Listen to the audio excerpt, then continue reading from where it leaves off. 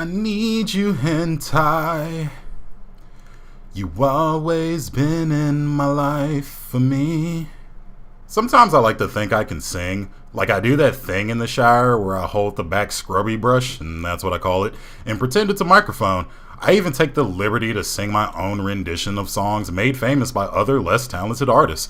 But it's kind of weird to think in your head that you're on stage singing in front of millions of people, pretending to be famous like I know you do, because I know you do. And you get that sensation of your dick and your balls flopping around on your thighs, and you can't pretend it's not there. Your excellent vocals are being cut out by the constant drum solo from lefty and righty who can't even bang two bongos in sync despite having lived with one another for as long as I can remember. So I'm instantly snapped out of that fantasy and interjected into reality, then desperately seek to go back. Ladies, I'm sure you're thinking, well, this doesn't apply to me. But I can connect you. It's like when you were fantasizing about 10 years ago when your life looked like it could go anywhere. You looked great and all the boys wanted to bang you, and after they did, you got great sleep. Then your fantasy is breached by the sound of a crying child at 3 in the morning, just in time to be awake to make it to work 5 hours early. Ladies in your early 20s, teenagers, I'm sure you're thinking, well, that doesn't apply to me. I don't have a baby. But I can definitely connect you.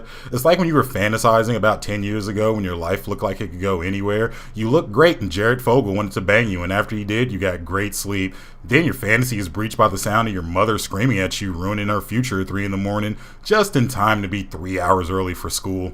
You know what sucked? School. I remember that 12-hour concentration camp. Was it 12 hours? Kind of felt like 12 hours. Actually, I think it was 18. Yeah, a daily 18-hour concentration camp for poor schmucks like me who wasn't blessed with the pretty, rich, or popular feats at birth. And the people that was born with all three, I hope you're on the way to the club trying to hurry up and get to a baller or a Sango, somebody like that, and try to look at how stunningly gorgeous you are in the mirror and crash into a ditch nested by timberwolves. I mean it. If that makes me sound salty, it's because I am. For those of you that had an experience much like mine, I'm sure you remember staring out the window looking into the void to better visualize yourself as the protagonist of My Hero Academia, just helplessly hoping and praying that one day your magical anime powers will burst from your kind and golden soul, and that you may extract your revenge on every unfortunate person who happened to be in the middle of your rampage, slaughtered probably for no other reason than as a byproduct of the hate-fueled rage ensued by the few several dozen people who actually made your life hell. And that's exactly what would happen. Nobody in reality who ever gained money or power ever thought to themselves, gee, now that I've gained success and control of my life and got away from those people who physically and mentally abused me, telling me that I wasn't going to be anything and turning my Superman underwear into a sexy thong/headband, I can finally defend them from the injustices of the security officer who's oppressing their free will to beat the shit out of little Jimmy. Always find it asinine that anime heroes are always so willing to instantly forgive every single person who's ever played a part in their own personal suffering and caused them to have a 50-episode filler arc filled with trials and more trials that led to some minor self-realization that could have been told to him by a guy with an IQ over 70, and that is not going to matter in the grand scheme of things.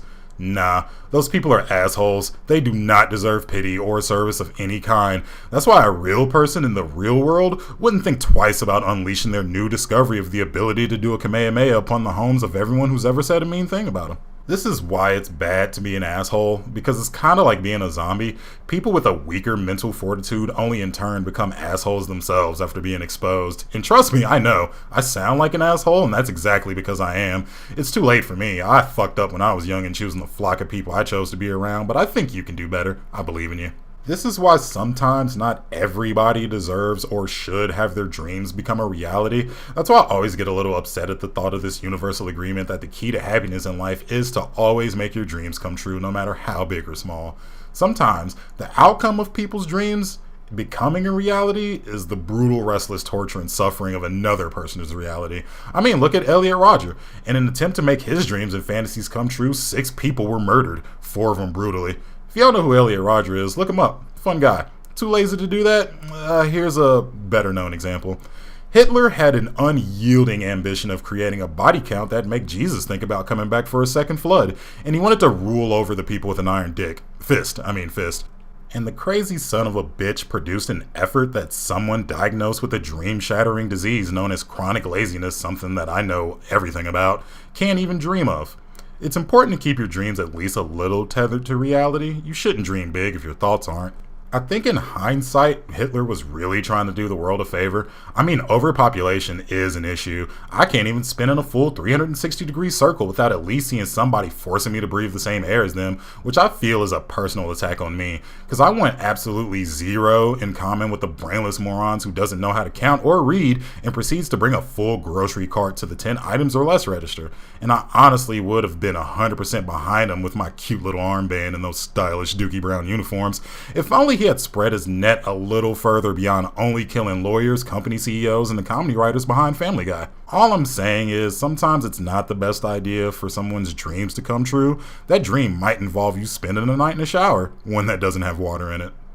Well, that's all I got for now, folks. If you ever fantasize about me never making one of these again, please express that in the comments.